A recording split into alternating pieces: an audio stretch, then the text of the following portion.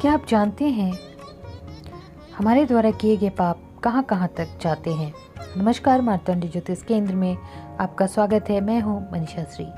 एक बार एक ऋषि ने सोचा कि लोग गंगा में पाप धोने जाते हैं, तो इसका मतलब हुआ कि सारे पाप गंगा में समा गए और गंगा भी पापी हो गई। और फिर उन्होंने अब यह जानने के लिए तपस्या की कि पाप आखिर जाता कहाँ है। तपस्या करने के फलस्वरूप देवता प्रकट हुए। ऋषि ने पूछा कि भगवान, जो पाप गंगा में धोया जाता है वह पाप कहाँ जाता है?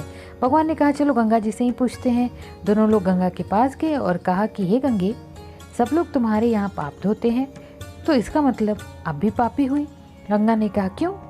मैं क्यों पापी हुई? मैं तो सारे पापों को लेकर जाकर समुद्र को अर्पित कर देती हूँ। अब वे लोग समुद्र के पास आ गए और कहा, हे सागर, गंगा जो पाप आपको अर्पित कर देती है, तो इसका मतलब आप भी पापी हुए। समुद्र ने कहा, क्यों? मैं क्यों पापी हुआ? मैं तो सारे पापों को लेकर भाप बनाकर बादल बना देता हूँ। अब वे लोग बादल के पास गए और कहा, हे बादल, समुद्र जो पापों को भाप बनाकर बादल बना देते हैं, तो इसका मतलब आप भी पापी हुए। बादलों ने कहा, मैं क्यों पापी हुआ? मैं तो सारे पापों को वापस पानी बरसाकर धरती को भेज देता हूँ, जिससे अन्न उपजता है, जिसको मानव खाता है। उस अन्न में और उस अन्न की मानसिक स्थिति से उगाया जाता है और जिस वृत्ति की से उसको प्राप्त किया जाता है, जिस मानसिक अवस्था में खाया जाता है, उसी अनुसार मानव की मानसिकता बनती है। इसलिए कहते हैं, जैसा खाए अन्न वैसा बने मन।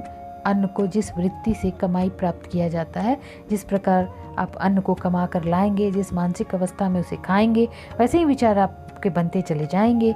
इसलिए सदैव भोजन शांत अवस्था में पूर्ण रुचि के साथ करना चाहिए और कम से कम अन्न जिस धन से खरीदा जाए वह धन भी श्रम का होना चाहिए। जुड़े रहिए हमारे साथ ऐसे ही धार्मिक और धर्म ग्रंथों से जुड़ी हुई महत्वपूर्ण कथाओं के श्रवण करने के लिए, इनके महत्व को जानने, सुनने और समझने के लिए हमें लाइक करें, शेयर करें, सब्सक्राइब करें। अपने बहुमूल्य कमेंट बॉक्स में अवश्य लिखें। बेल आइकन दबाना बिल्कुल न भूलें और हमें फॉलो करते रहें। धन्यवाद।